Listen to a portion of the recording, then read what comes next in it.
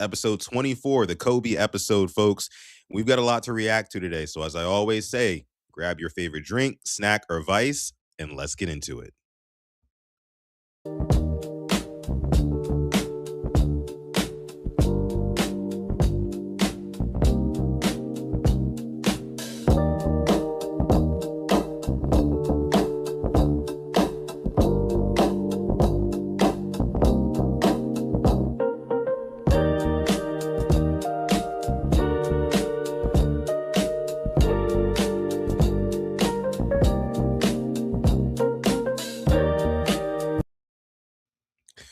Yes, good morning, good afternoon, good evening, whenever you might be listening to this. My name is Sutton Def, and you're listening to Sudden Reactions. Again, like I said, to top the episode off, this is the Kobe episode 24, and we got some good stuff to get into here on this episode of the show. So again, thank you to everybody who's coming through. Of course, we are live as always, per usual. We are live recording this, and that's the most fun way to do it. That's why I do it live. I don't like to pre-record these things because I like the interaction with you guys in the chat. So if you are in the live chat, make sure you sound off. Let me know you're here. I see Tila M first one to sound off in there. Says, "Hey Sutton, what's going on, Tila? Appreciate you for coming through. Hopefully you're doing well on this wonderful Wednesday, January 28th. It's still cold. It's very cold, very very cold outside. Tila says you're late. Yeah, definitely was late today. Had some things to take care of this morning that I thought I was going to get done much earlier, but they ended up taking a lot longer. So, but here I am, better late than never. And if you're part of the hashtag replay gang for this one, I guess it doesn't matter to you either. You know what I mean? Because you get to watch it anyway. And shout out to the replay gang. Always salute to y'all over there. Tila says it's freezing. Yeah, it's like here in Texas, it's not freezing. It's actually like 50 degrees. It's actually like 56 right now. But in the mornings, like when I first get up and get out the door, man, it's like in the 30s. It's in the 30s. It's flirting with freezing. And I don't like it. Not one bit. It's not why I moved down here, down south. I wanted to get away from all that winter mess that y'all got going on, man. I don't like it. I don't like it. Real quick, everybody who's watching on the Purple Rain Podcast YouTube channel, which I know is a couple people. I see JD in the chat over there, King Blaze in the chat over there. Don't forget, hit the link in the description to come over to the Sutton Reactions channel. You can join the live interactive chat that comes up on screen, and I can bring you guys up and all that good stuff. But appreciate y'all for coming through again. Make sure you like this video as well before we go ahead and get into anything. Also, one more thing. And what's going on, Mike? I see you are in the right chat today. Absolutely. Hope you're doing well. One more thing. We got to talk about what's up, King Blaze? We got to talk about this current, just briefly here, right? Because I'm going to talk about Ravens later on. We're going to do Quiet Storm Sports later on with me, Coach Evans, and Nitro. And that should be electric. So make sure you tune into that. Should be a good one. We're going live at, what is it? 7 p.m. Eastern time.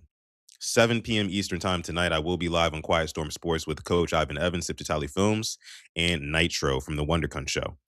So definitely tune in for that. It's going to be a great one. But just kind of briefly touching on the Ravens, right? As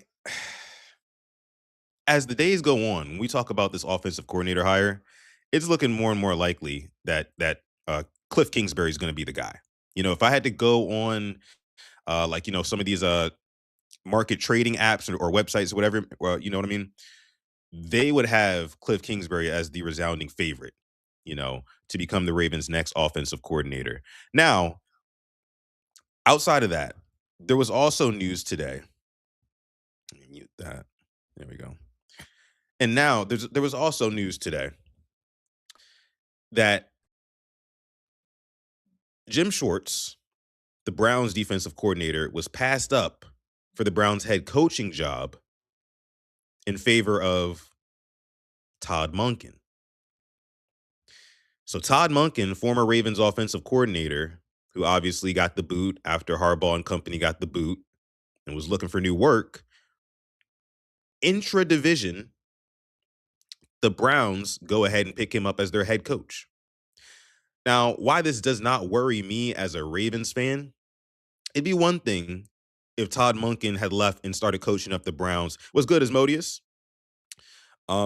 it'd be one thing if he would have left and started coaching up the Browns, and we still had John Harbaugh and Zach Orr, but that's not the case. Like he won't have the scoop. Todd Monken won't. He won't have the scoop on the Ravens, culturally, and then the things that go on inside. Of course, he'll remember some of those things, but like schematically, I think you're going to see a total shift, and it's going to be quite the competition on how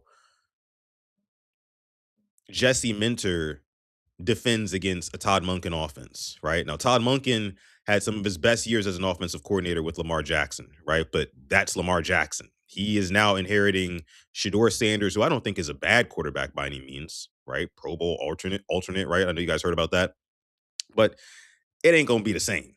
He's not gonna have, a quarterback who's as dynamic as Lamar Jackson. Hell, Shador can't even run hardly. He can't even run. He's pretty much a statue. So it'll be interesting to see how Jesse Minter defends against a Todd Monken offense. Now, when you talk about Jim Shorts, and Tila said it in the chat, he was livid, pissed, royally pissed that he was passed up for the Browns head coaching job. And you know what would be the ultimate petty move to get back at the Browns? Hey, Jim. Hey, Jimbo. Why don't you come up to Baltimore? Come up to Baltimore. Be our DC. And you get to play that Browns team twice a year and defend against them. You and Jesse Minter just scheming it up. I mean, who says no? If Jim Shorts, he's probably really emotional right now. And I know this thought has crossed his mind. I know this thought has crossed his mind before. Like, you know what? Screw Cleveland. I'm going to go to Baltimore and I'm going to turn them up. Jim Shorts is a damn good DC. And, just like I said, Todd Monken won't have Lamar Jackson when he goes to Cleveland. If Jim Shorts were to come to the Ravens defense and coach us up, he wouldn't have Myles Garrett. So we'll see what he does with less. A good thing is Jesse Minter, head coach, already a wonderful, amazing defensive mind. He can do more with less. He's proven it before. He's fostered top 5 defenses while being in the bottom of the league in defensive spending, right? The money is already spent mostly in Baltimore. That is one thing. But I think that he can maximize what we have because honestly, the amount of money we're spending on guys like, Roquan Smith, Marlon Humphrey, now Kyle Hamilton, we need to see more out of those guys. And I feel like Jesse Minter, and if Jim Shorts comes as well and inherits those pieces, and Travis Jones and, Mike Green is still, a potential star. Hey, man, I think that could be a dangerous defense, a super dangerous defense. So, again, if I'm Jim Shorts, I'm probably calling up Jesse Minter and saying, hey, mind if I throw my name in the hat for DC? I don't even think he would mind the lateral move. I don't even think he'll mind. I think that that's the level of petty that he would want to, levy against the Cleveland Browns for doing what they did. Like, I don't even want to be a head coach no more. You know what? Let me just go over to Baltimore, be their DC, and whoop y'all ass twice a year. So we'll see. We'll see. Tila says, come over here and bring Miles with you. Yeah. I mean, that'd be amazing. That'd be amazing. Miles should have never locked himself into that contract. Should have never locked himself into that contract. Asmodeus says, yes, this is my favorite podcast of the day. Appreciate that, Asmodeus. Appreciate that. We are back in full effect. Episode 24, the Kobe episode. Zeke Okage in the house says, Sutton was good and everyone. What's going on, Zeke? Hopefully you're doing well out there in these streets. I don't know if I already said what's up to you, Glaucoma, but what up? What up? What up? But yeah, as Muddy says, all that sounds good, but isn't he under contract, Jim Shorts? Yeah, he is, but it sounds like he's forcing his way out. I don't know exactly what that looks like.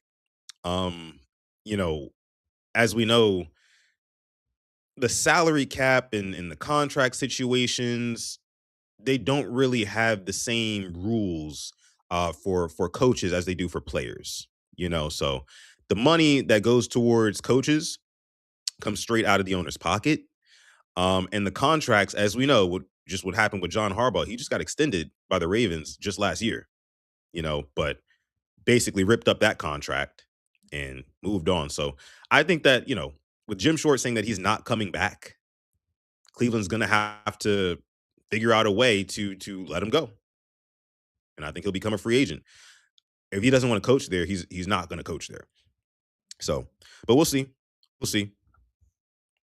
We will see.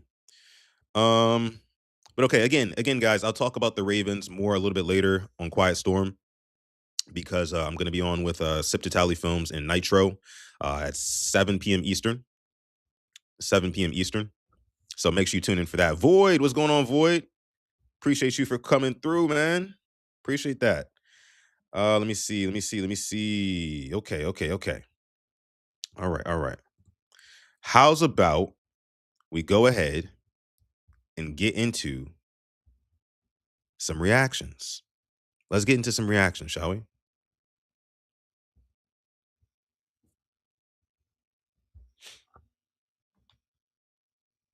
All right. So, like I said, episode 24 of Sudden Reactions. Episode 24. We're getting through this thing pretty quickly. Pretty quickly. It's actually, it doesn't even feel like we've done 24 episodes of this show, but here we are. Here we are. But I'm loving it. I'm loving each and every episode hanging out with you guys. If you guys like hanging out with me here, make sure to like this video and subscribe to this channel. If you are new, if you're watching over on the Purple Rain Podcast YouTube channel, scroll down to the description on this video. Click the link to the Sudden Reactions channel so you can join the live interactive chat. That's where we have all the fun, right? That's where you get to participate in things like what we're about to do next. Okay. Voice says the Marcus Peters episode. We can go with that too. We can go with that too. MP did some good things in Baltimore. Did some good things.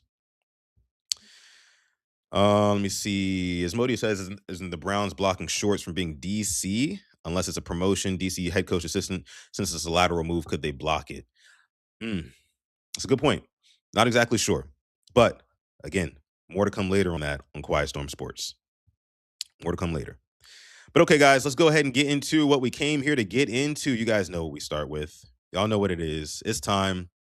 It's time for some liminal horror challenges. We're kicking the week off, right? I got a fresh slate. Just want to let everybody know. I'm wiping the slate clean from last week.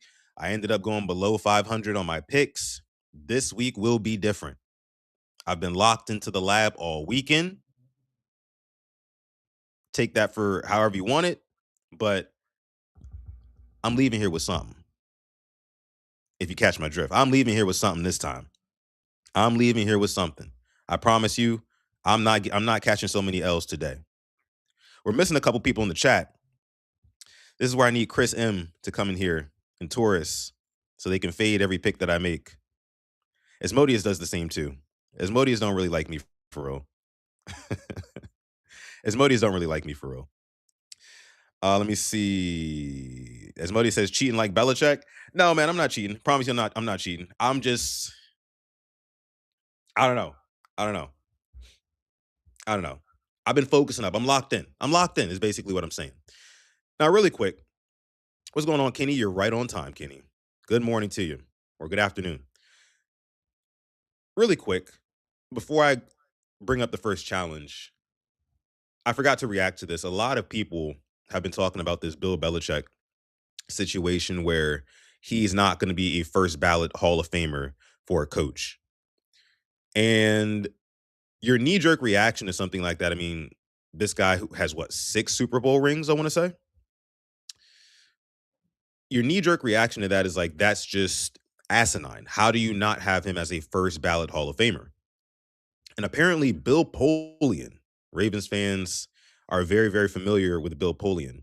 But Bill Polian had a large say so in why he was not going to be able to get that first ballot Hall of Fame nod. And the reasoning, once I read the reasoning, I was thinking to myself, he has 8 total Super Bowls. Okay. I was thinking to myself, like, what's going on, Stretch? Good morning. Good afternoon.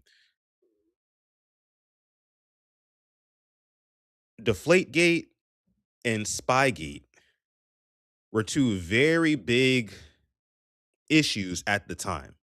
You know, if we're just kind of looking at Bill Belichick's career in like a vacuum, right? And we look at the total, like 8 total Super Bowls, right? 6 with the Pats.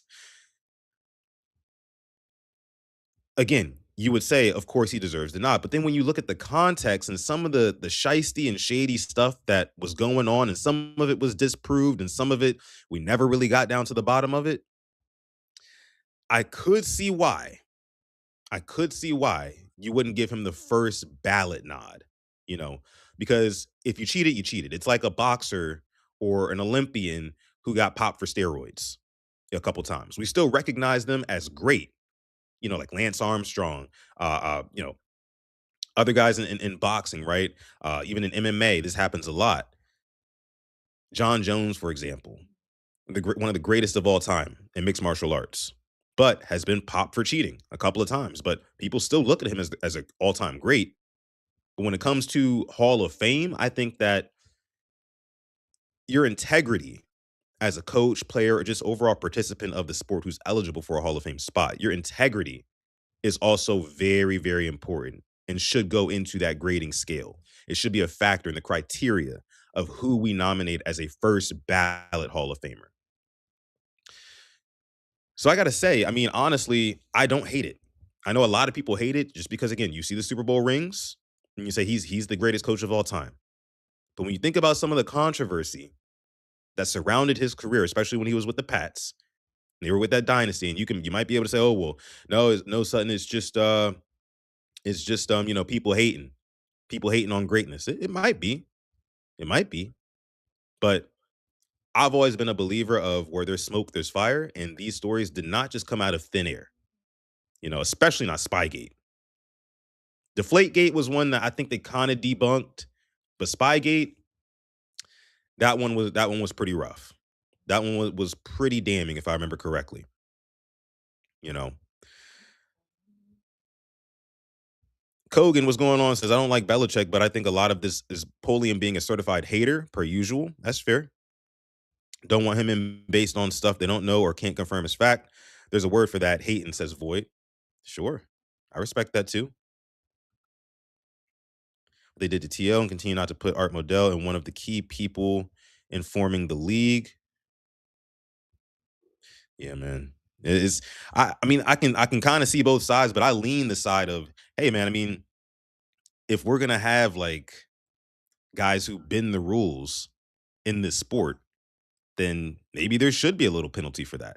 And maybe you do also, outside of the controversy, maybe you do ding Bill Belichick just a little bit because of what he was able to accomplish without Brady, or the lack thereof what he was able to accomplish without Brady. I mean, what they got him out of there in like what 2 years after Brady left, the Patriots just were not the same. So that's just my thing on it. That's my thing on it. Again, more on that later. More on that later. But let's get into some liminal horror games, shall we? Let's get into some liminal horror games. Y'all ready? All right, here we go. Here we go. Here's the first one. Pick a door. You cannot change your mind once you make your selection. The Red door or blue? that you choose is where you will stay for the next week. All right. Red or blue? Where are we going, y'all? Red or blue? I'm not looking at y'all answers yet. I'm not looking at nobody's answers yet. I promise. Not looking at nobody's answers yet. I'm still thinking about my answer, though. I don't know where I'm going yet. You got to stay here for a week, whichever door you choose. And I want to start off strong. Let y'all get y'all answers in. I think I know which door I want to go with for this first one. And I have a really, really good feeling about it. A really good feeling about it. Y'all know where y'all going? Let me see. Let me see where y'all going. Let me see where y'all going. Let me see. Let me see. Asmodia says red. Kenny says blue. Glaucoma says blue. Void says give me the red door. No, Insidious. Tila says blue. Zeke says blue. Stretch says blue. Kogan says blue for the Hawks next Sunday. Okay. And Mike says red. And you know what, y'all? I'm going with red. I'm going with red on this first one. I have a really good feeling about the red door to start us off here. So let's go ahead and see what awaits us. Where are we staying for a week? Team Red. Let's see. Door 1. You are placed on North Sentinel Island. The island is shit. dense and humid. The native inhabitants actively defend the land. If they see you, they will kill you. They use spears. They do not Bruh. warn intruders. There is no shelter prepared for you. You must hide using natural cover. Your water source is rain. You must collect it quietly. Your food comes from fruit that grows on trees. You must harvest sparingly and Damn. silently. Any loud noise increases the chance of being discovered. Movement in open areas is dangerous. If you are found, you will be speared. Escape is unlikely. You must survive Bro. here for 1 week. Bro. Nah, yeah. I'm not gonna lie. That's an 0-1 start for me. All right, so okay. I gotta lock the fuck in, yo. I don't know how. Oh my gosh. I just knew that was gonna be some sunny oasis with food everywhere laying around, drinkable water, but no, instead, what do they say? North Sentinel Island. So there's literally native people to that land, excommunicated from the rest of the earth, who when I go there, they're gonna try to kill me on site. It's on site. No entities, but you have literally crazy humans here that is on site when they see you. And they gonna spear your ass. I gotta collect drinking water quietly. There's no way you survive for a week here. There's no way you survive for a week. And you can't become one of them, Void. Because again, like I said, it's on site. You don't got no spear. And they gonna know, they gonna recognize. They can just smell it on you. You're gonna smell too good, for one thing. You're gonna smell way too good. And they gonna sniff that out immediately. And they gonna be on your ass. And my ass too. Because I picked the red door. Damn, that sucks. All right, Team Blue. It's looking like y'all starting off with a W, but let's see y'all fate. Door 2, 1 week. Dawn Castle. The castle is isolated and empty. No entities are present. See? Food and clean water are available in the kitchen. Supplies are sufficient for your stay. You have access to the castle's rooms and amenities. The master bedroom is prepared for sleeping. You are safe inside. Nothing enters. You may bring up to 2 friends. There is one rule. You cannot leave the castle grounds. Do not attempt to exit. If you try to leave before the week ends, you will not survive. Bro, that's a W for y'all. I mean, you get a big ass castle, food everywhere, botanical gardens and whatnot. And all you got to do is not leave. I might stay for more than a week. Damn. All right, who picked blue? Who picked blue? Let me go back. Let me go back. Damn, that's a W for y'all. Man. Jeez. Kenny, shout out to you. Glaucoma, shout out to you. Tila, shout out to you. Zeke, Stretch, shout out to y'all as well. Man. Clap it up, clap it up.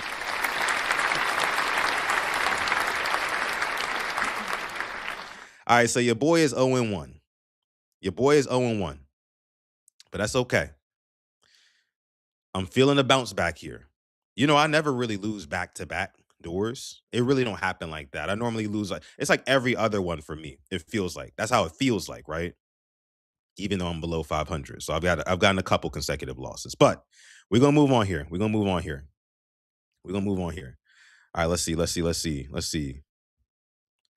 What's next? What's next? Pick a door now. Your decision is final. The door you pick is where you will stay for the next week. All right. All right.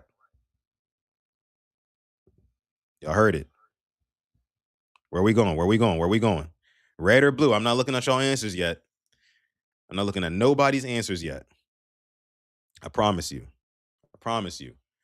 Drop it in the chat. Drop it in the chat. If you're watching the replay of this episode, drop it down below in the comments and be honest. Be honest. See how many you can get right out of 5 this time. Because, you know, we got 5 videos. This is number 2. This is number 2. I still got a good chance to go over 500. Again, I just got to lock in. I'm actually going to stick with the red door on this one. I'm going to stick with the red door. I'm going to stick with the red door on this one. I just got, again, I can't get too wrong betting on red, right? Y'all ever play roulette? You gotta bet on black or red. If I just keep betting on red, if that's my strategy, eventually I should hit a little stride, right? See, I'm gonna go red on this one. Let me see where y'all going. Let me see where y'all going. Let's see. Um, Mike going red, Kogan going blue, Glaucoma going blue again. Kenny going blue. Tila going blue. Zeke going blue. Stretch going blue. Okay, Zach going red. What's up, Zach? Hey, Zach, pretty good at these games. I'm not gonna lie to you. And he's picking red with me, so I'm feeling good about that. My guys, Modi is picking red. Void picking red. Okay, Team Red, let's do this. Let's do this. Let's do this. Let's go, Team Red. I like it. I like it. All right, here we go. Here we go. Next week. Door 1. Backrooms level 53. An endless Bruh. body of still water. A single house sits partially submerged in the distance. This house is the only shelter. There are no other structures. The water is safe to drink. You may drink it freely. Food is rare. Sealed packages float on the water at random intervals. There is no pattern to when or where they appear. Sleep is only possible inside the house. Sleeping elsewhere is unsafe. A water-based entity is present. It remains beneath the surface. It appears as a distorted human shape in the water. It moves silently and can climb onto the house. It is attracted to movement and splashing. If it reaches you, escape is unlikely. Limit time in the water. Enter only when necessary. Door.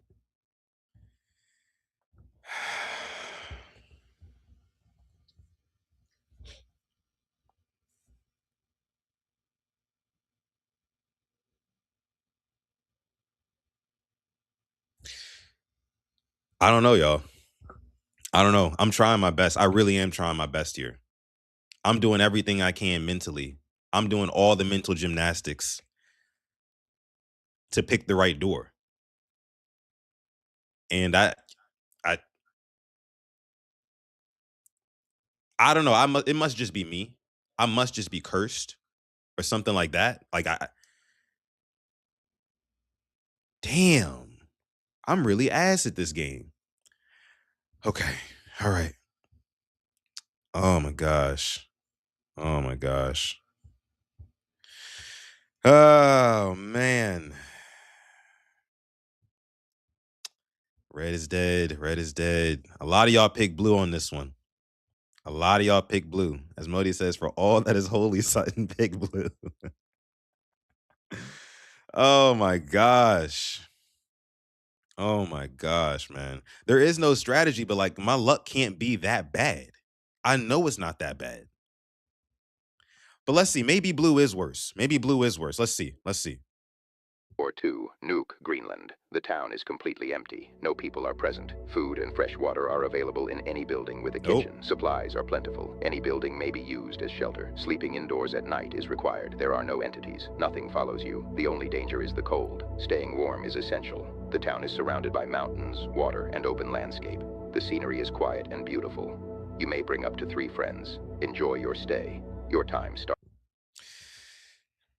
And you can bring friends. They really be like trying to rage bait low key. Like you don't have to throw in that you can bring 3 friends with you. You can bring some buddies. No, like come on, bro.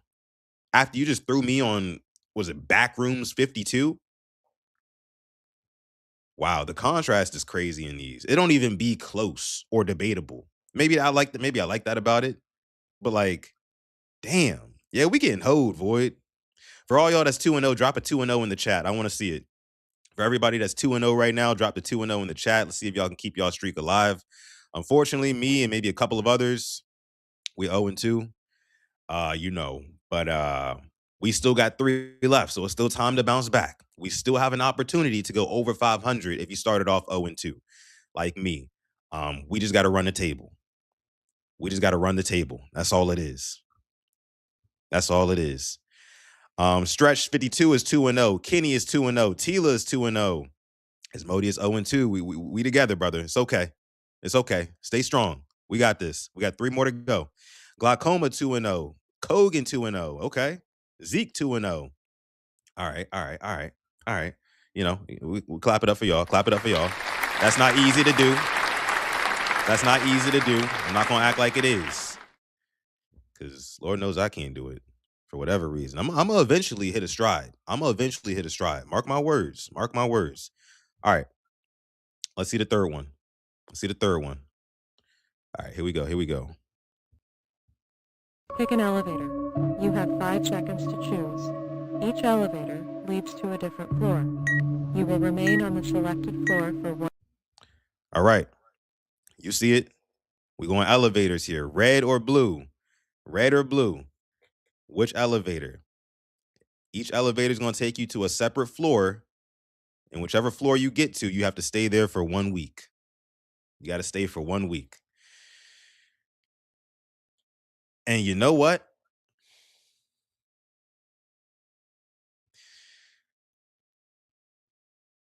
I think I got to triple it up.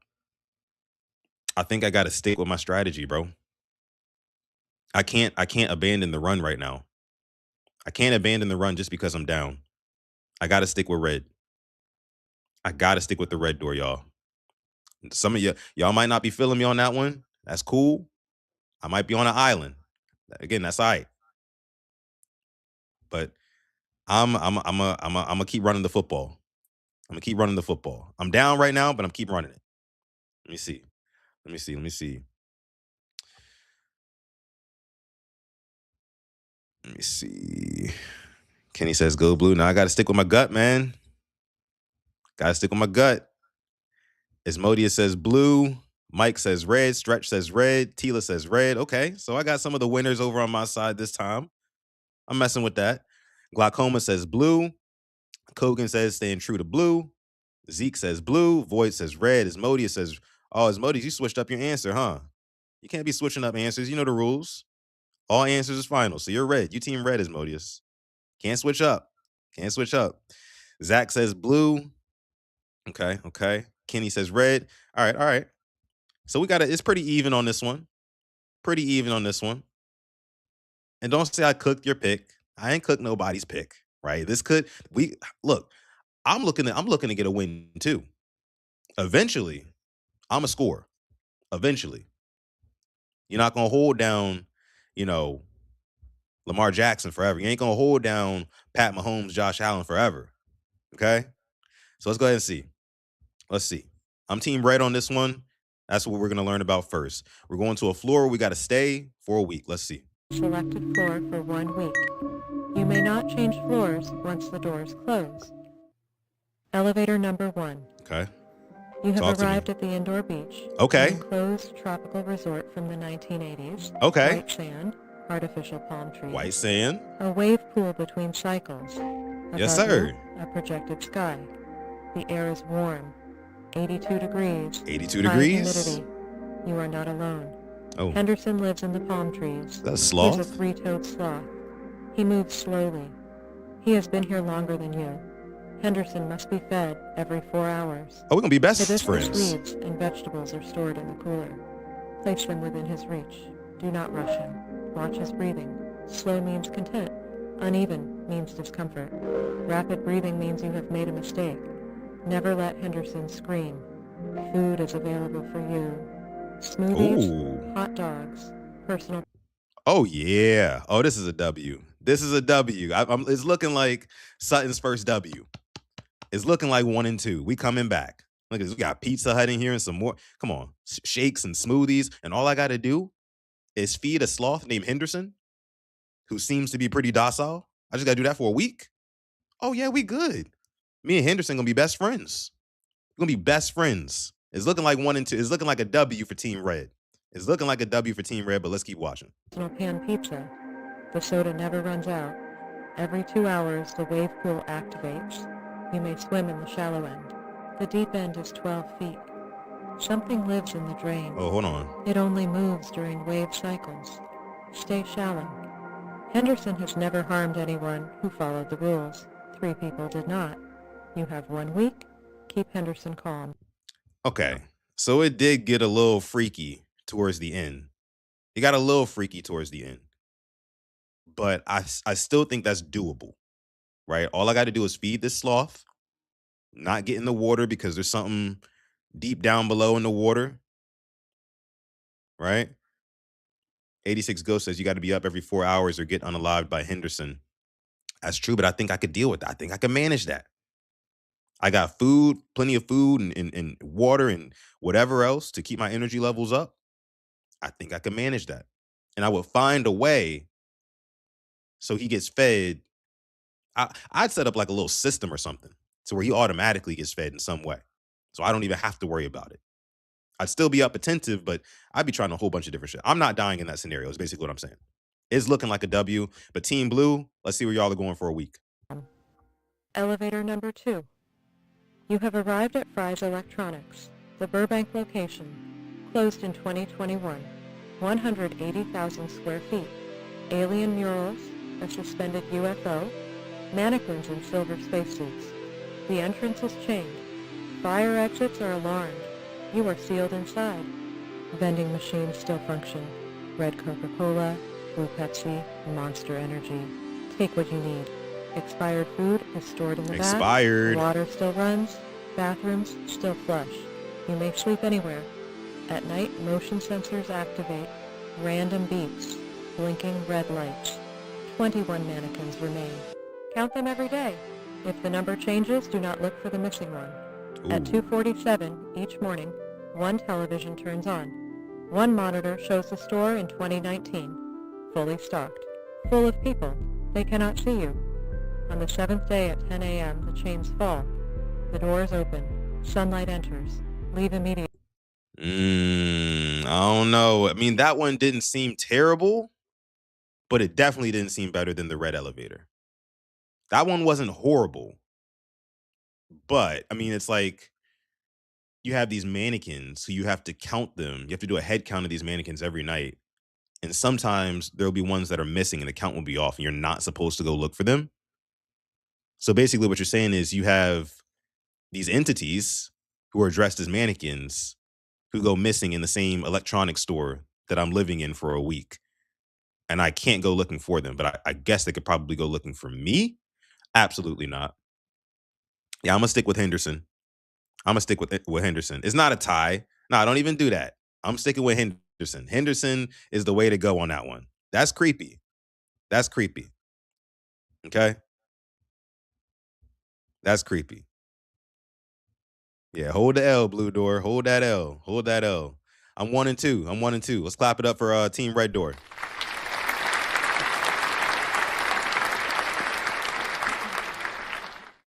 Hey, listen, guys, 50 people watching live. Shout out to y'all. Make sure you leave a like on this video and subscribe if you are new and if you're having fun. All right, let's keep it moving. Let's keep it pushing.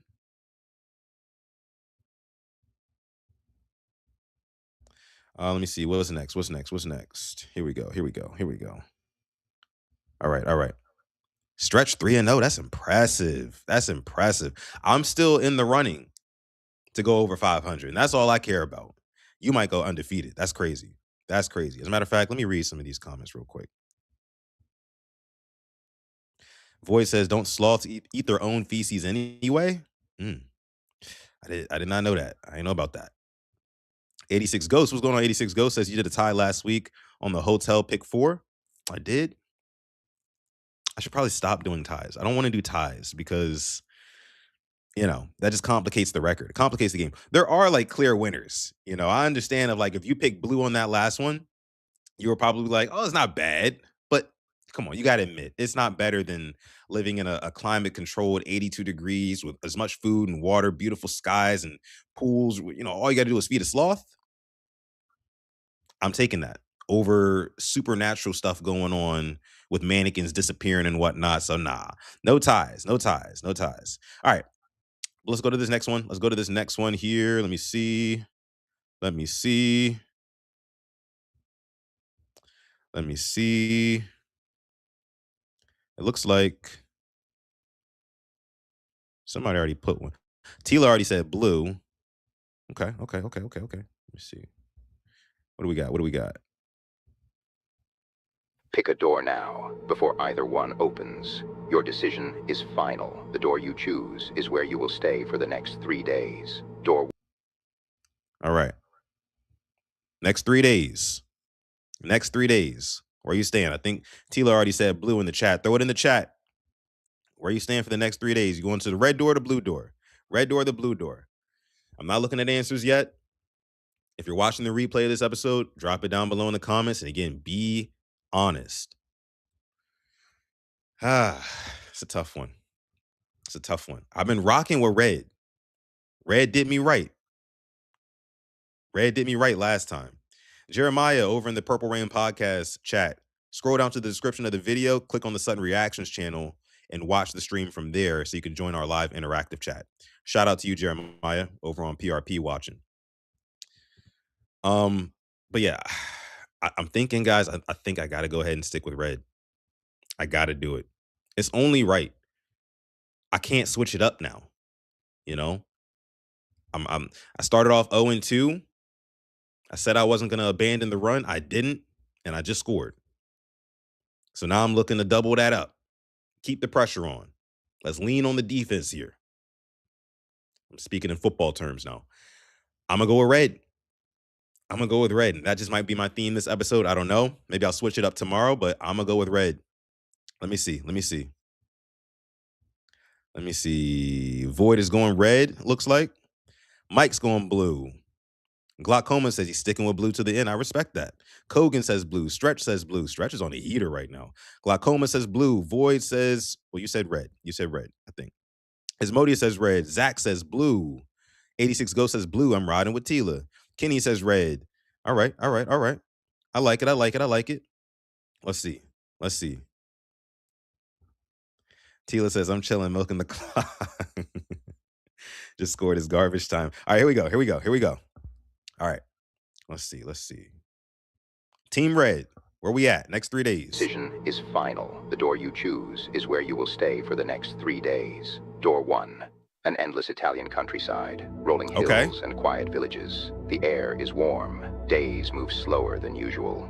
Food is found in the kitchens of any house or building. Fresh water flows from taps and wells. You may sleep in any home you choose. Beds are comfortable. Sleep is uninterrupted. There are no entities. Nothing hunts you. Nothing watches you. You may explore freely. You may bring a significant other. It's a W. Do not it's leave another the countryside. W. Do not search for an exit. Relax. No problem. Enjoy your stay. I'm gonna relax. Yeah, for sure.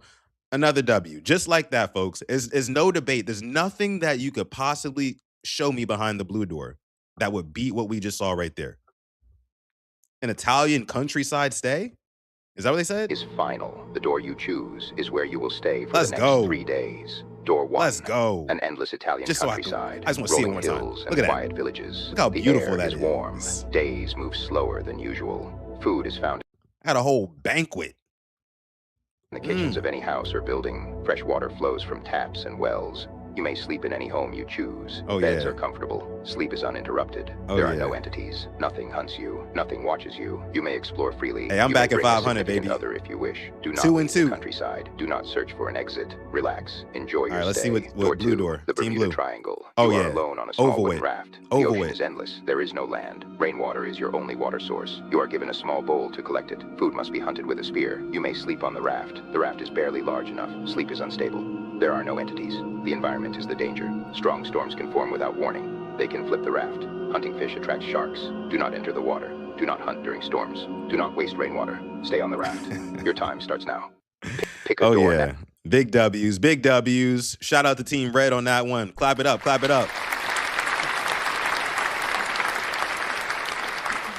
Hey, quiet as kept. Your boy Sutton has won 2 in a row. Back to back. I'm just saying, I might be on a little bit of a heater. Okay? So, do what you want with that information. Maybe you ride with me on the next one. Although I think this next one is a little bit different. Yeah, it is. It's not a red or a blue door one. This is where you got to really pay attention. If you're somebody who just likes to listen to the show, this is a part where you actually have to watch the screen on this next one. Somebody has sent me this. I was like, oh, that's actually a pretty cool concept that we can do with some of these liminal horror challenges. And it's basically where you have to guess a number, right? And you'll see. It's a lot of fun. But so far, I'm 2 and 2. Is anybody 4 and 0? Kenny is 4 and 0 is crazy. 4 and 0 is crazy, bro. Again, you need to go to the casino. Kenny, you need to go to the casino. Take a little trip to the casino. Because you want a heater right now. 2 and 2.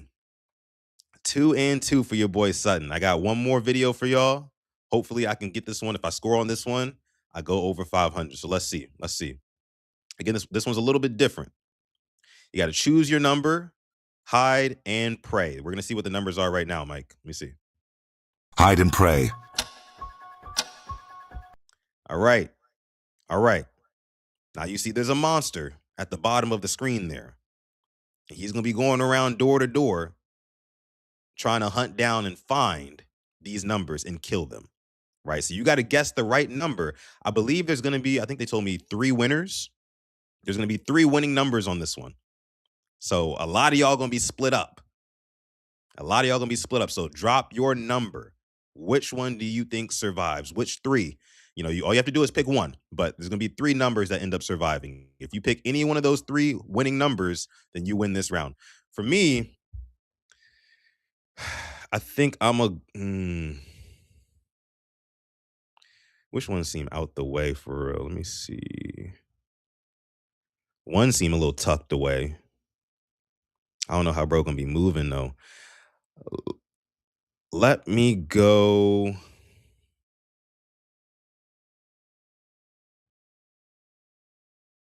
3. Let me go 3. I feel like he's just gonna ride right. He's gonna go right past 3. He's gonna go up into the middle somewhere. Those of y'all who picking 4 and 9 are cooked, I think. We'll see. 8 doesn't seem like a bad option either. But I'm gonna stick with 3. I'm gonna stick with 3 on this one. Let's see. Let me see what y'all saying. Anybody riding 3 with me? Let me see. Anybody? Nobody. Damn. That's all right. Let me see. See some 9, some 5, 7, 6, 3, 8. Okay, somebody picked 3. Stretch said 3. Okay, cool. All right, here we go. Let's see. This should be fun. Team 3, here we go, baby. What's up, Herb? Okay, shit. Man, bust up in there, Joe. Okay, pick the wrong door. 3, we good. Team 3, we good. Oh, 9 cooked. 9 cooked. 2 cooked. Just like that. Oh, please don't come. Oh, shit. Oh, my. 6, you moved around? 6 is too much moving. All right, we still alive. 4 is cooked. Oh, 1 trying to get away. Oh, head in, cooked.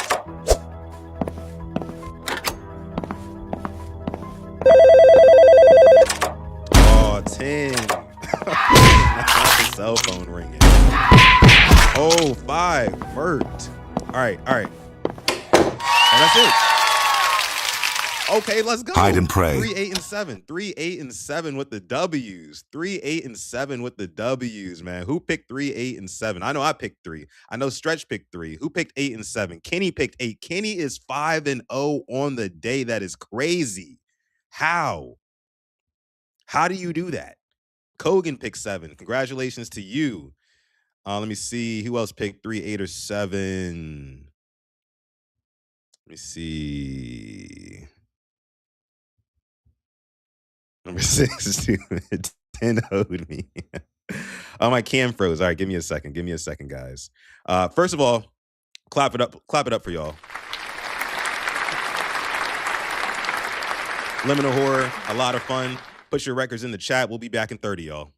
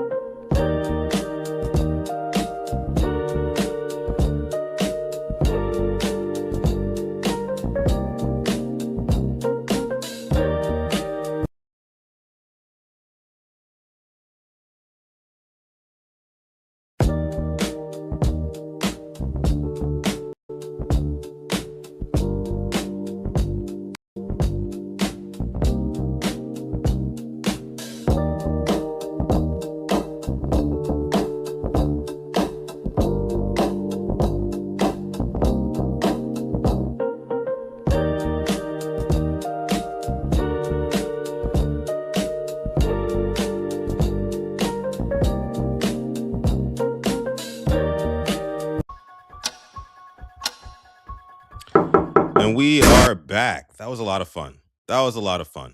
I must say. I must say. I went over 500. I went 3-2 on the day. So for all y'all who be doubting me out there, look, they had us in the first half. I ain't gonna lie. They definitely had us in the first half. I started off 0-2, but ripped off 3 straight W's by sticking with red. And then I got lucky on that last one. I'm not gonna lie to y'all. I almost picked 5. I almost picked 5. So, man, that is I like that one too, Tila. That was fun. That was fun. I'll try to find more of those. All right, but let's see. What else we got? What else we got? Again, Herb in the chat. What up, Herb? Little late today. You know, missed a little bit of the you missed the liminal horror, but that's okay. That's okay. We still got more to get into. Again, I got a little late start to my morning. That's why I'm actually on myself so late today.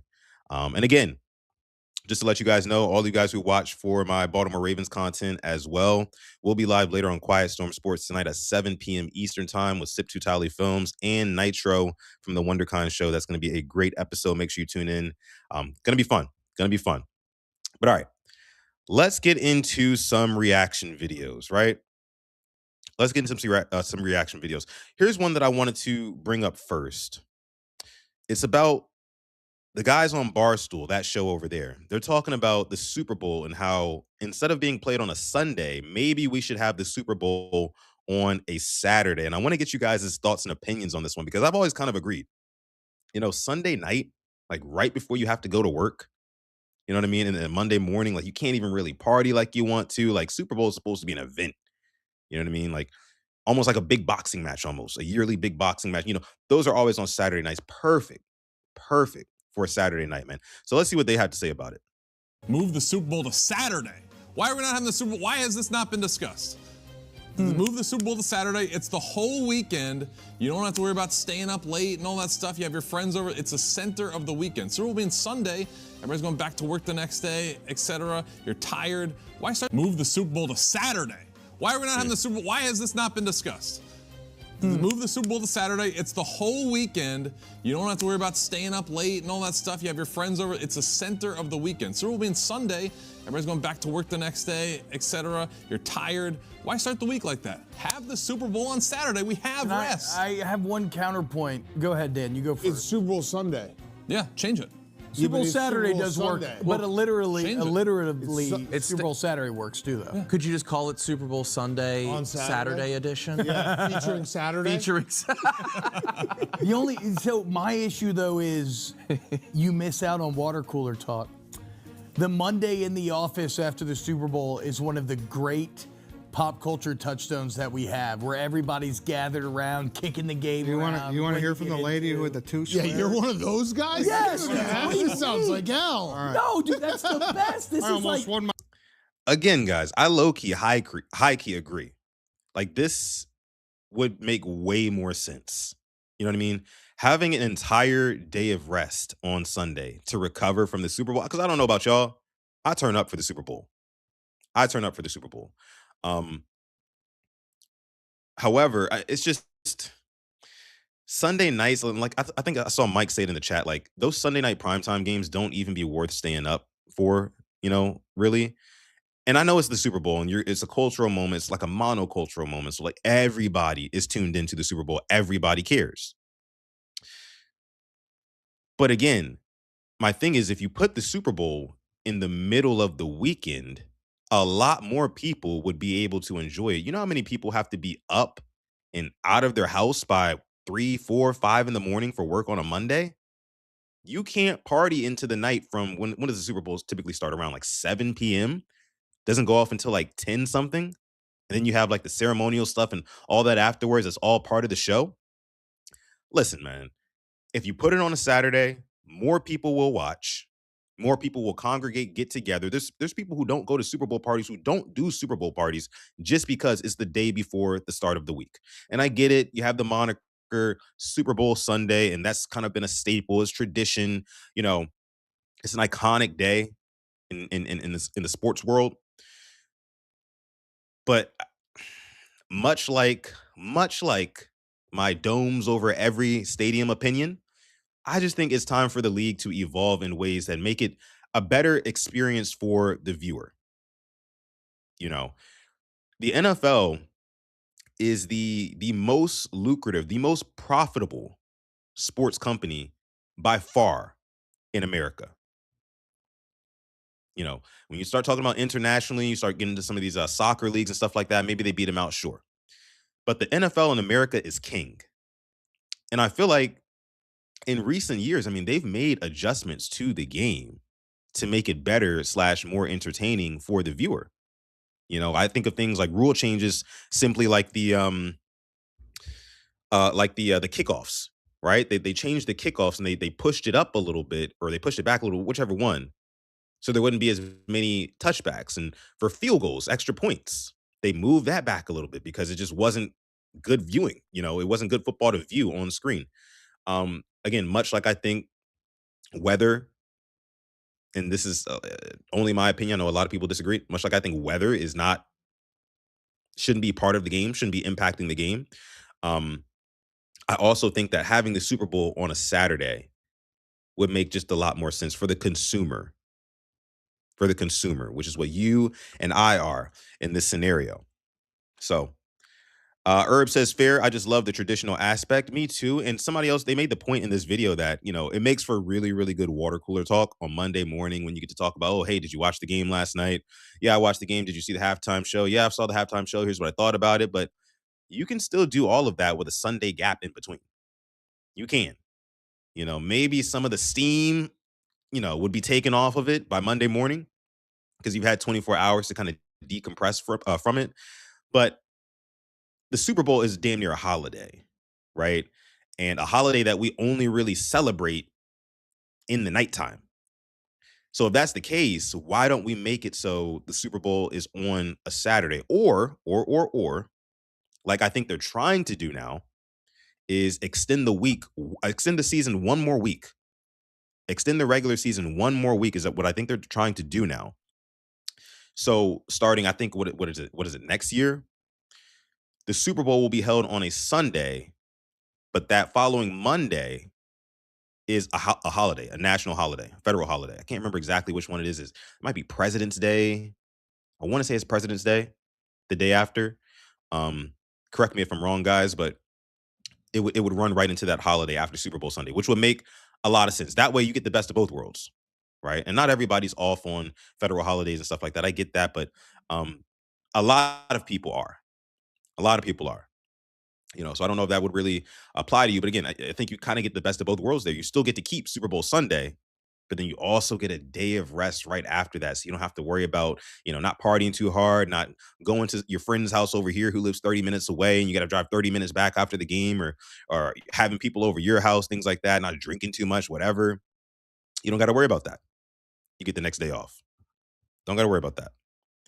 Mike says, man, I don't get that day off. Yeah, not everybody does. Not everybody does, which is why, again, you know, Saturday wouldn't be too bad. Saturday Super Bowl would not be too bad. Let me see what else these guys said. Maybe they made another point. My squares, it's like, all right, great. Yeah, no, that's Oh, no. See, y'all are Bob. so flippant about this. I think that's like Well, that's no, Americana. you just revealed who you are to us, and it's not someone we like. Yeah, well, I think y'all are cynical bastards. We're so jaded that seeing somebody who's good leaves a bad taste in the mouth. Seeing someone who makes like casual conversation in a nice, earnest way is disgusting to us. You like the human experience, and we hate you. Yes, exactly. That's what I'm saying. All right, what are these guys talking I about? feel like that would be the most depressing. That's Sunday of the why world. everybody wants it to be right before President's Day, so you can have the next day off. Why don't we just take action into our own hands and move it back a day? I personally don't really care about this whole President's Day thing. Like, are people getting that messed up on Super Bowl Sunday? You go to a party. I think, and you pound a few I've beers. only gotten really drunk in maybe like 2 Super Bowl parties my entire Right, life. more like heartburn than hangover. Right, yeah, it is heartburn My for stomach, sure, but my stomach is wrecked. Yeah. Yeah, you guys get the point. You guys get the point there. But, and yeah, let me see. Tila says, I think they should try it and review the feedback from it. I agree with that. Void says, bring back 4 preseason games, not another regular season game. I also agree with that. I also do agree with that. So, all right, but let me see here. Let's go ahead and move along. Let's move along here. Super Bowl Saturday, an interesting concept to me, to say the least. Let me see. But let me know what you think about it down below in the comments section if you're watching the replay of this episode 24 of Sudden Reactions. All right, what else? What else we got? What else we got? What else we got? What else we got? How's about this one's a little light. This one's a little light. How do y'all feel about kids and having phones in schools? Because I've seen a lot of parents, and I know a lot of parents personally, who are totally against schools not allowing kids to have their phones on them, on their person in class. And I want to get you guys' take on it. I want to get you guys' take on it. Do you think that they should have them just for like safety, precautionary reasons? Or do you think that they should not have them just so they can focus up in school? Let me take a look at this. Here's a school and how they do it. Nothing beats a Jet2 holiday. A Jet2 holiday. Yeah, you guys get the point there. But look, they're like putting their phones in like these little bags. Well, they had them in bags, I guess, all day, so you can't really reach them. And then at the end of the day, you go to these magnet things and it opens your phone for you. I think that's pretty cool. You know, like you still get to keep your phone on you. And I guess in case of an emergency, you can probably request the teacher. The teachers might have some of these magnets on hand or something like that where they can open it for you in class if you, again, if there is an emergency, an actual emergency. But I like this because if you are, I'd say anywhere outside of grade school. So anything over like 19 years old, right? 20 years old, you know how difficult, all the way up to like people in their 50s and 60s, you know how difficult it is to pay attention to anything when you have a phone out. You know how difficult that is. And so when you put these supercomputers in the pockets of children who are already highly impressionable, and you know that they're on these phones at home pretty much 24/7, they're glued to them. Why would you allow these in a place where education is supposed to be taking place? I understand. Look, I understand that, you want your child to have a cell phone on them just in case of an emergency, things like that. And I agree. However, I think that if you look at the broader kind of point of education is not to be waiting for an emergency to happen. And I think there should be better systems in place for when emergencies do happen, the schools can handle them efficiently. But I don't think that every kid needs to have a cell phone in their pocket that they can easily take out during a lecture and take away from their education. And this is happening across, in schools across America. So let me see. Kenny says, I say kids need the phones, but at the same time, I seen kids when I was a teacher call their parents just because they wanted to, also call their parents to fight a kid. Yeah, I mean, you give them all that connection to the world, to the outside world while they're in class. Why would they pay attention in class? I got TikTok, I got Instagram, I got Twitter, I got whatever else the kids are using nowadays. I got FaceTime. I could be on FaceTime with my buddy in the class two rooms over. Just have it on silent, maybe have my AirPod in. I'm not learning a damn thing. I got too much access to the outside world while I'm inside of this schoolhouse trying to learn. And this is why you see the education, like, oh my goodness, like the test rates and things that I've like kind of like some of the data sets that I've been seeing on how kids are performing in schools nowadays. A lot of these kids are grade levels and grade levels and grade levels behind when it comes to reading, writing, arithmetic, like math, like everything. They're super behind, way worse than it was when I was coming up through school, right? And I think a lot of it has to do with the distractions. It's the phones. It's the phones. Let me see. Kogan says, how were we ever able to survive back in the day without phones? Get my point there. We were able to survive. I'm with taking away the phone, says Herb. Okay. So you're with me on that one. Void says, cool, as long as there is a fail safe for emergencies, that shuts it down. Yes. I agree. I totally agree. They use those magnets to lock equipment racks, and anybody can purchase one off of Amazon. So you're saying that the kids would probably just find a way around that. When I was in high school, which was back in like 2009, around that area, my school it was like a newer school, it was like a state of the art building where they had signal blockers in like the ceiling. So if you were inside the building, you didn't get any service on your phone. You could have your phone on you, and this was right around the time where iPhones were starting to become like super popular and stuff like that. And everybody had one. I didn't have one yet, but you could have your phone on you, but it just would not work. Right. You cannot access the internet. There was no guest public Wi-Fi or whatever. And I thought that that was a good solution back in the day. So just things like that. There should be certain measures in place to where kids shouldn't feel just inclined to whip out their phone and start looking at TikToks. Because that's what's going on. That's what's going on. As Modia says, school performance is bad, not just because of phones, but I think that's a huge part of it, though, to me. Let me see. Tila says, then why not just have the teacher confiscate them and bag it for the ones who are on it during class? Yeah, but I think it's just honestly, from what I know and from what I've heard, I've got like little cousins in school and whatnot. Like, honestly, it's just too many kids distracted by it. You might have 4, 5, 6, 7 kids in a class of 24, 8, 9 kids who are all on their phone or trying to sneak a peek at their phone.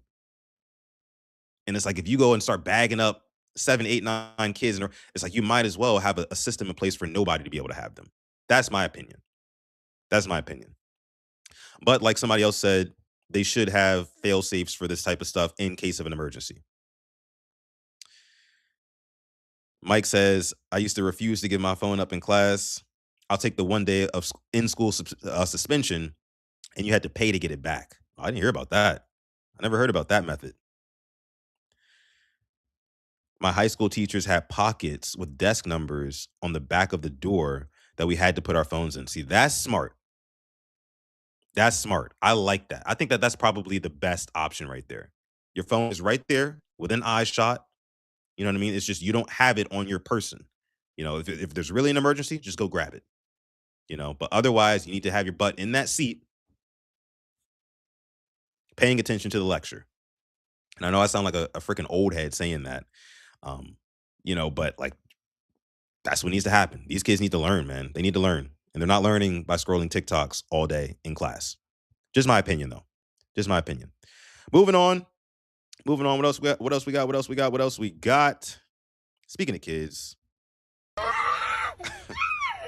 talked about these kids who were bad in these Chicago high schools a couple weeks ago. Yes.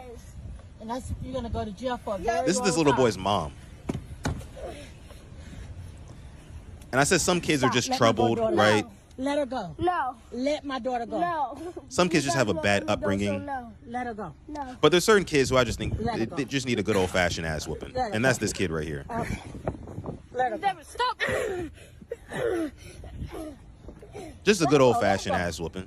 Let her go. Don't worry, we're not gonna stay on this too long, y'all. I just wanted to show y'all this badass kid.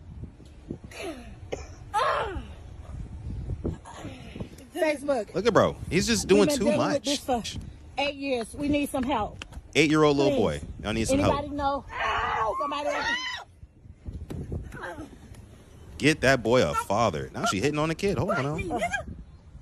I done told you. Called her kid a nigga. Oh shit. Shit. Oh man. Yeah.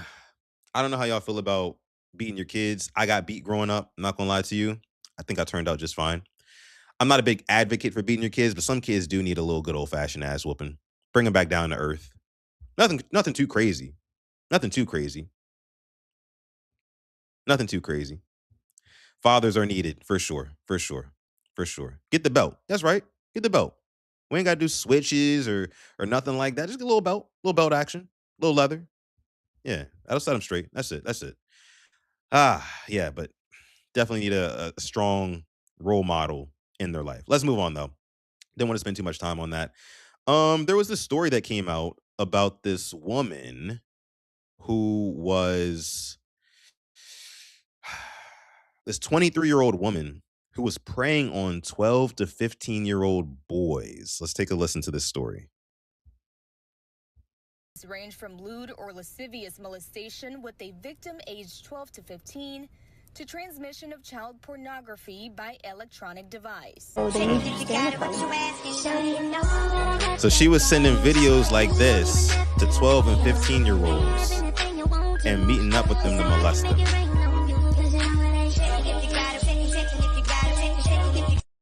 First of all, I want to say, lock her ass up. 23 years old, and you are preying on 12 to 15-year-old boys. Now, when I stumbled across this post,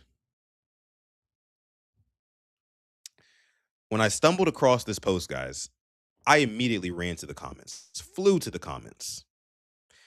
And there were a lot of people under this video, and I assume they were men for the most part. And they were saying things like, oh, why couldn't this have happened to me when I was that age? Some people saying things like, I'm not going to lie, I would have taken that down too at that age. And it got me to thinking.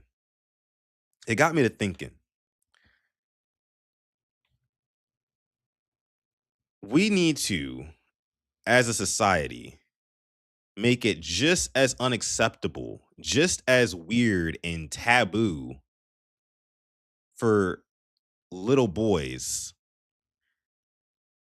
to be kind of like preyed on like this as it is for little girls. Because of course, little girls, we all want to protect our little girls. It's gross when older men try to take advantage of little girls, things like that. We don't hear stories like this too often.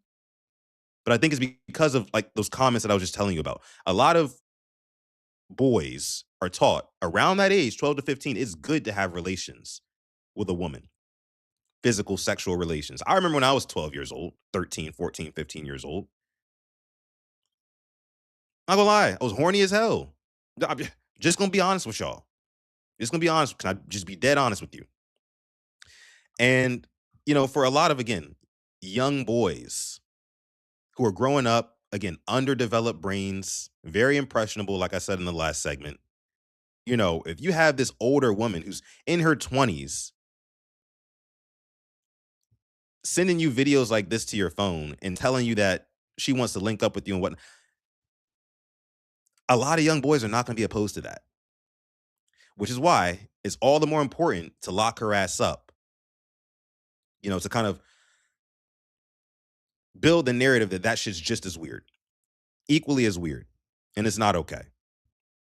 Right? Mike says, I hate those comments. You're a victim. Yeah. But see, again, we don't really teach the young boys to be victims. We don't. It's almost like they see it as like a rite of passage. You ask a lot of men when they lost their virginity, their answers might startle you. And a lot of men lost their virginity before they were even of sound mind to give it up. But these stories don't get talked about all that often. Which is why, again, you got to make an example out of gross people like this. And of course, I call it out on both sides. Again, I think it's absolutely disgusting, like I said before, when older men prey on younger women. But I think we gotta make it equal. We gotta make it equal. Because this is just as bad. And I hated seeing those comments when people saying, like, oh, yeah, these kids are lucky, right? Like Asmodeus says here.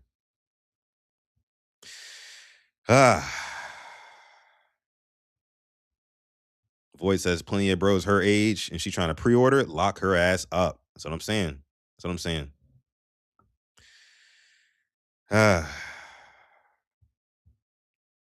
Be careful, they'll call you red pill for having that kind of take. Not really. I don't think so. I think that's pretty blue pill, to be honest with you. Like, I'm advocating for both sides here. I'm saying it's nasty all the way around, but again, boys aren't really taught to be victims in that regard. A lot of boys, when they reach 12, 13, 14, 15 years old, that's when they hit puberty. And this sort of stuff, I mean, their hormones are going crazy. And this sort of stuff, they'd be all for. They'd be all for. And it's sad because, the older person in this scenario knows what they're doing, taking advantage of younger minds. And it's like this woman is not even like unattractive, right? Her spirit is ugly as hell. But like physically, she's not unattractive. So it's like, why can't you go and get somebody your own age, right? Just gotta be sick in the head. Sick in the head. Mm. I hate it. I hate it, man. But again, don't want to focus on that too long. Nasty stuff there. Nasty stuff. A lot of people I know lost their virginity at like 14, 12 to 14 years old. And again, a lot of these stories aren't highlighted. But let's move on. Let's move on, guys. What else we got? This one was a little bit funny. This one is kind of like the same thing, but like in the reverse. And it's not funny, but it's just funny the expressions that this girl is making in this video. With my sister, do you know how old she is? What do you mean how old she is? She's 22. No, she's not. Tell him you're aged. I'm 15. What do you mean you're 15? You told me you're 22 yesterday at the club. I needed to get in the club and I thought maybe if I told you my age you'd snitch, so... Huh? And you showed me an ID card now. How old are you, sorry? I'm 26. You showed me an ID card yesterday. 26 years old. So this dude was 26 and met this 15-year-old girl at the club, but she claimed she was 22, and he ended up taking her home. And then her sister pops up the next day, recording everything, talking about do you know how old she is? And again, the girl is just like, again, the thing that's just funny to me is like her expression. She's just like, oh, like, we got you. You know what I mean? Like, it's just, that's nasty. That's nasty. But I hate all this. She's 15. I needed to get in the club. I don't understand this. She's 15. She's like, I needed to fool you to get in the club. That's insane. She's 15. She showed me an ID card. I asked her for ID card. Why? I've called the cop. And she definitely don't really look quite like 15.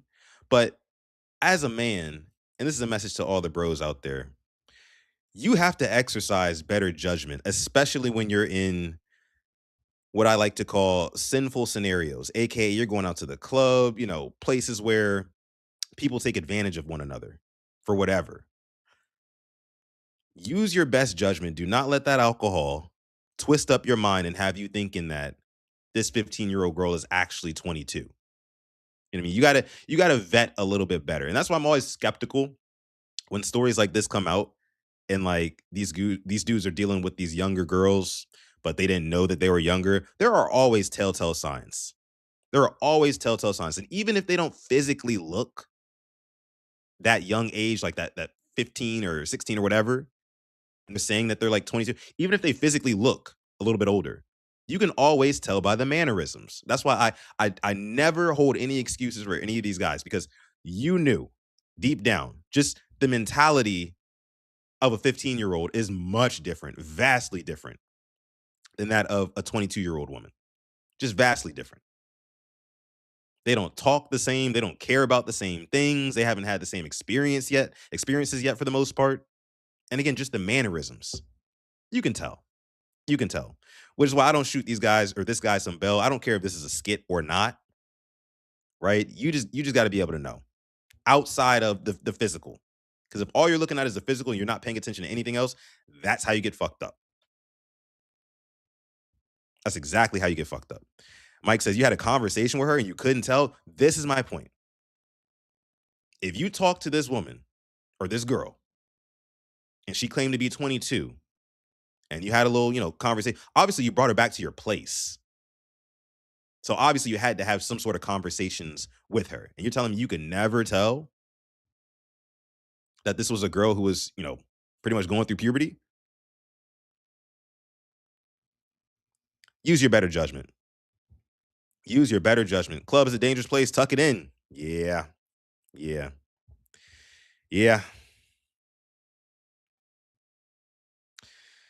me see. Mans was entrapped.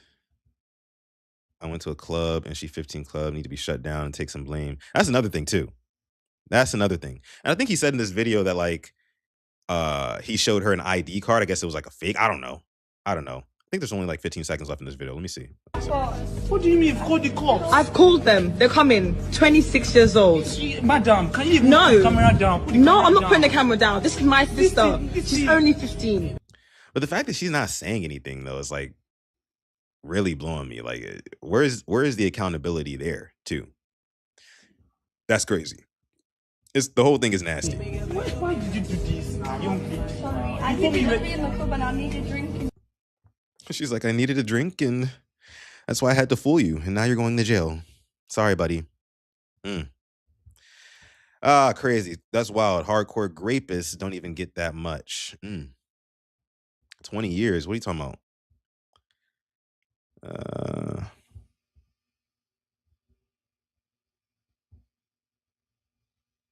Maybe I missed something. As Modi says, I also know this happening to someone. The guy went to prison for 20 years. Damn.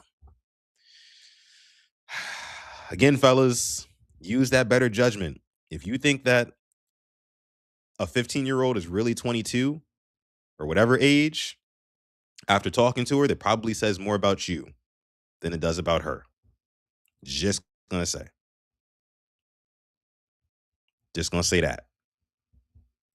But again, I just don't like how the sister is like threatening, like, oh, I'm gonna call the cops, and like the girl here's just standing there like, yeah, I mean, like, you fucked up. I tricked you, you fell for it. So sucks to suck. It's like, that's gross. That's gross. Void says, I'm in college and high school girls be messing with some of my homeboys. Some show up to college parties and start drinking. The shit is wild. She should be going to jail for fraud and entrapment. I don't know what, again, I think that this might be a skit. Otherwise, I would love to know what actually ended up happening here. But again, I gotta lay the blame at the feet of the guy for this one because you should know better. You should know better. And Void, definitely be careful in college, for sure. All right, let's move on, y'all. We're getting through this thing. Let me see what else we got. There was this woman who was talking about marriage expectations on a podcast that I think I'm kind of familiar with, but she was making some points here that kind of piqued my interest, and I wanted to see what you guys thought about it. Do you think that marriage expectations are way too high in 2026? Like, are we asking our partners to be, some sort of Superman or Superwoman that is just unrealistic because of societal standards and the things that we see in the media and social media and whatnot? Like, what do you guys think about this? Yeah, there's this book called the All or Nothing Marriage, which is about sort of, yes, this modern conception of marriage where exactly this, you put so much expectation on your spouse that they will be, you will be perfectly sexually compatible, perfectly like conversationally compatible, everything is perfect. And obviously for loads of people that isn't going to be true, and that's not going to be true for 60 years or whatever that you might be together. And so you end up with this all or nothing thing that like some people have absolutely fabulous marriages and some people just they can't possibly take the strain and so they collapse. And the authors compare it to Maslow's hierarchy of needs, where like if you're in a situation of economic subsistence, you basically just see your spouse as like your economic partner with whom you have children. Which is true for a lot of people, whether it be man or woman. Like some people get married just for the financial benefits, and like you may not even like that person. You may have started off liking them, but after maybe 5 years, they just become somebody who just kind of funds your lifestyle. And again, it goes for man and woman. I've seen it happen on both sides. But your expectations are not that high. And then you reach the point where you're so affluent, right, in contemporary culture, where you kind of regard marriage as fulfilling all of these like esoteric psychological needs, which is just not reasonable. So I honestly, this again, Mary Harrington, endlessly quotable. She has this saying that we should abolish big romance. Yeah. That the idea of having these incredible like romantic expectations of your spouse is just pretty much setting yourself up.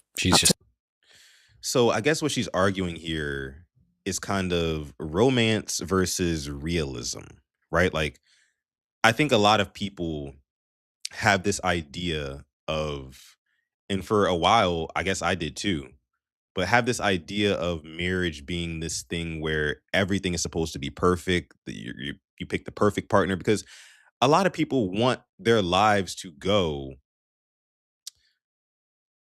as smoothly as possible. And I think that putting this level of expectation on your spouse is unfair to them and is unfair to you as well. Because if you are the type of person who expects somebody to always be able to give their 100% to you each and every day for, like she said, I mean, you might be married 50, 60, 70 years, however long, that's unrealistic. I mean, yeah, it's big romance. It's like, yeah, love me, be perfect every single day, do all the things I need you to do without me asking you. You know, you fulfill me in every single way. You give me 100% every day. That's not real. That's not real at all.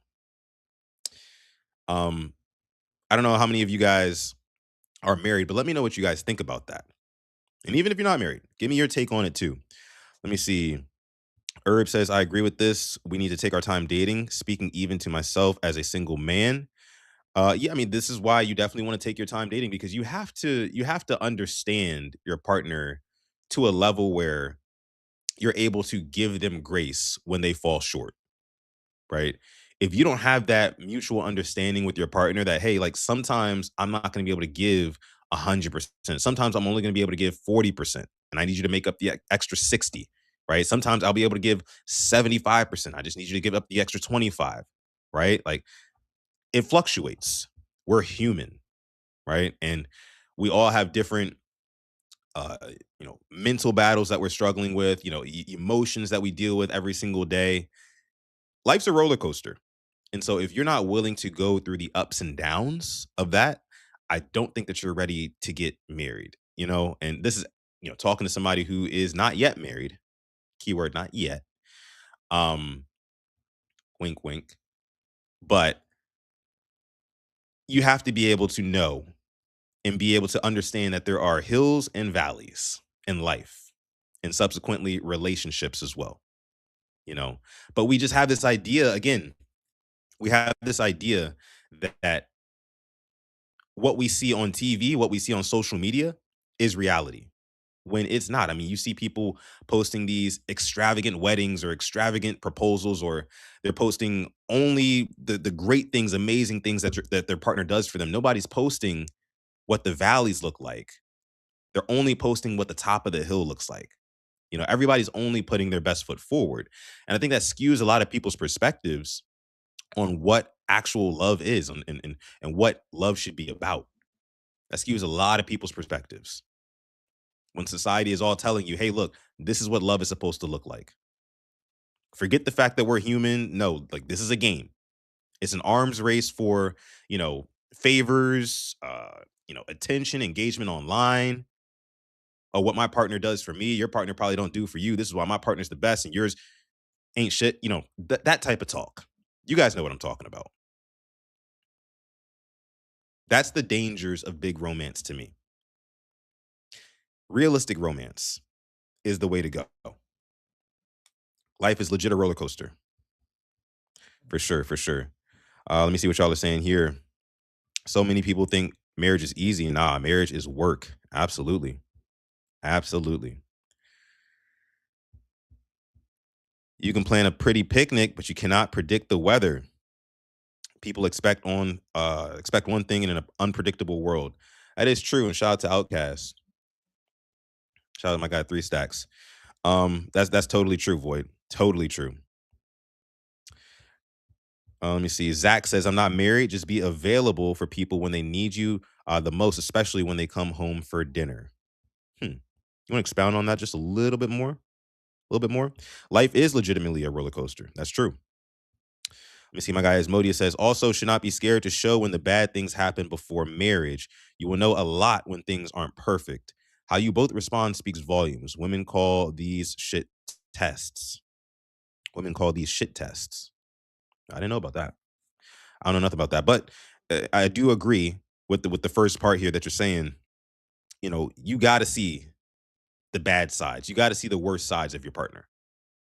honestly, if you have a partner who's perfect literally every day, you might need to run because they might be a psychopath. They might just be a psychopath. If every single day they are bright and giddy and happy and they just have it all together and they're never down in the dump ever, you don't get to see that other side of them,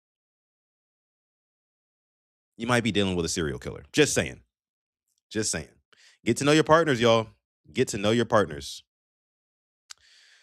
Void says some people are married for a good time so long as it doesn't change through thick and thin, highs and lows, sickness and health. Yeah, those vows are important, man. Some people are married for a good time. Some people are married for, just the how do you say, the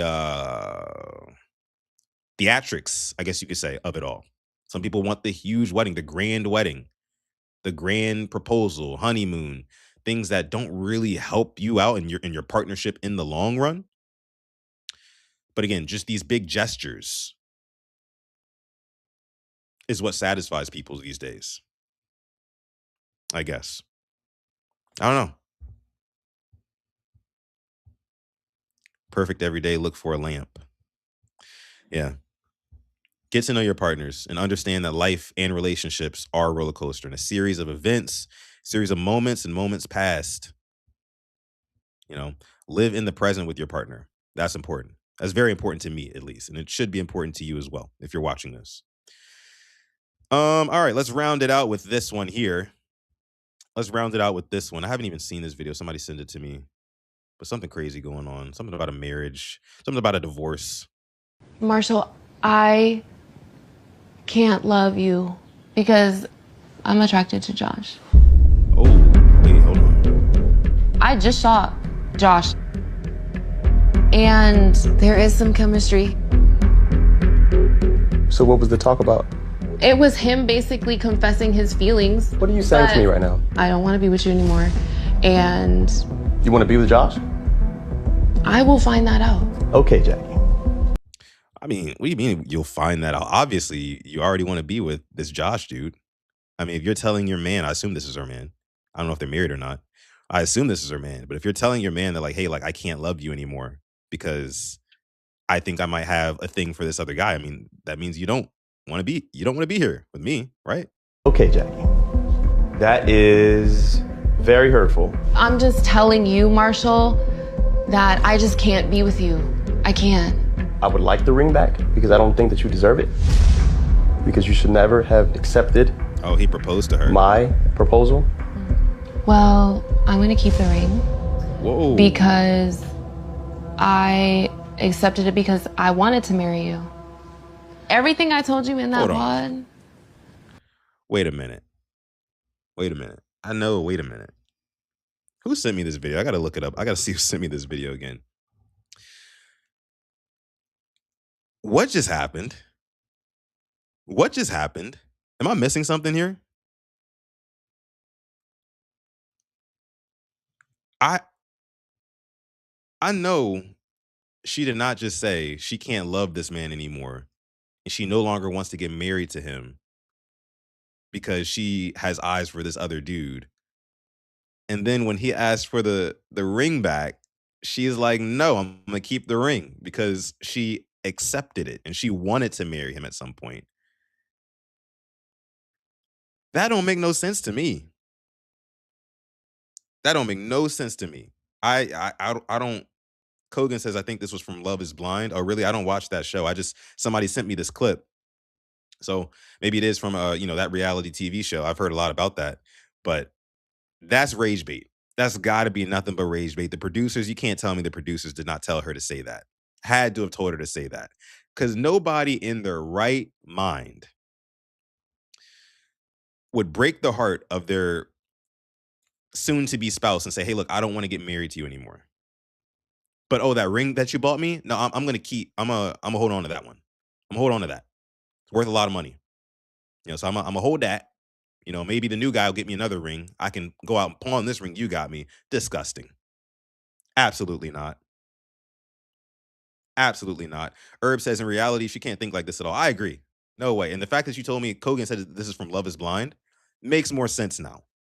Producers had to have told her because, again, That's just not how any sane thinking human thinks. It's just not. You got to give that ring back, sis. I'm sorry. I'm sorry. It's cool. If you don't want to get married no more, cool. Fine. You know, looks like I probably dodged a bullet anyway. If you're just going to be going with the wind like this. Oh, you said you met up with you met another guy and you think you might have something for him after you already agreed to get married to me?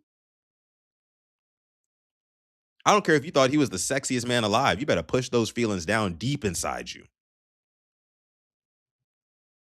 Don't ever, don't ever, don't ever come to me with that. Don't ever come to me with that. Hate scripted shows like that, but it is what sells today. Yeah, I see a lot of people going crazy. A lot of people going crazy over the show. I guess this is why, because that's juicy right there. That's a conversation starter, if I've ever seen one. As Modia says, I can't stand Love is Blind. It's scripted. All those people are influencers looking to build clout. There are not real relationships coming out of these. Yeah, same thing with the, I think I pulled up one of those videos before, like the pop the balloon to find love videos. This Love is Blind stuff. This is all reality TV. Now, do I think that some people actually do behave like this in real life? Yeah, I do. But for these people specifically, I think that they are doing a lot of stuff just to kind of garner attention, you know, and get in the good graces of producers and whatnot, just to get people talking about their name. Yeah, slide that ring back, big dog. Let me see. She's pushing something else deep inside her. Just know God had your back. Yeah, I kind of figured one of y'all would pick up on that. And I should have known it was going to be Asmodeus. I should have known. I've heard of women trying to keep the ring when a dude cheats, but not when she breaks it off. Now, that's a little different. That's a little different. I could see that. Right? Because you cause me, you know, emotional distress, things like that. I should be able to keep that. I think I can agree with that. That's way less egregious. You know what I mean? That's way less egregious. If I cheated on you and you don't want to give that ring back that I gave you, then I can understand that. I mean, I can get that. I understand that. Need toxic Taurus for this discussion. Facts, man. Where's my guy Taurus at? We gotta get Taurus back in here for some of these messy topics. You know, he loves the messy topics. That's his favorite part of the show. The mess. Him and world class. Oh man. But yeah, gonna leave that there, guys. We're gonna go ahead and wrap this episode of Sudden Reactions. This episode 24. Had a nice little Kobe episode, didn't we? Nice little Kobe episode. We're about an hour and 40 minutes in. We've done it. We've done it. We've got through all the reaction videos today. Again, if you want me to react to anything you want tomorrow, send it to my Twitter or Instagram. The handle is down below at Sutton Def. Literally anything you want me to react to, guys. I'll pull it up here and we'll talk about it live on the show. Please, please, please, guys, make sure you like this video. Subscribe to the channel as well. We had a lot of fun today. Also, housekeeping things before I get out of here. For those of you guys who watch Purple Rain Podcast, we will be live on Purple Rain Podcast for Quiet Storm Sports tonight at 7 p.m. Eastern Time. Myself, I'm going to have two special guests. We're going to have Sip to Tally Films, Coach Evans, and we're also going to have Nitro from the WonderCon show. It should be a lot of fun, so make sure you stay tuned for that. Again, 7 p.m. Eastern Time on the Purple Rain Podcast channel. Outside of that, we will be here again for another episode of Sudden Reactions tomorrow. So again, send me your topics, send me your viral videos, whatever you want me to react to. We're going to have some more Liminal horror games. Those are going to be a lot of fun. I went 3-2 today. I went over 500. Right? So y'all might want to think about rocking out with my picks tomorrow, right? Because I started off the week hot. We didn't do a Monday or Tuesday show, but starting off the week on a Wednesday, going 3-2, I'll take it. I'll take it. But again, appreciate you guys. Love you guys. Of course, we will be live tomorrow. Let me see. Stretch says here, Sudden, I sent you a link for Cole's birthday Blizzard mixtape that dropped last night. Oh yeah, I saw something about that. I haven't listened to it yet, but I'm gonna give it a listen and I'm gonna react to it tomorrow for you. I'm gonna react to it because I'm sure it's dope. I'm sure it's dope. Appreciate the kind words, y'all. W show, great show. Appreciate that. Rip Kobe and Gigi and all who were on that flight. We lost them 6 years ago. That is absolutely insane. Honestly, is it like 6 years ago to this day?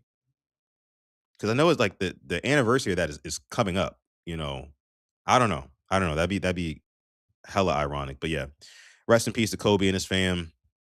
But I will catch you guys later on Quiet Storm Sports. This has been Sudden Reactions. I'll catch you guys in the next one. Peace.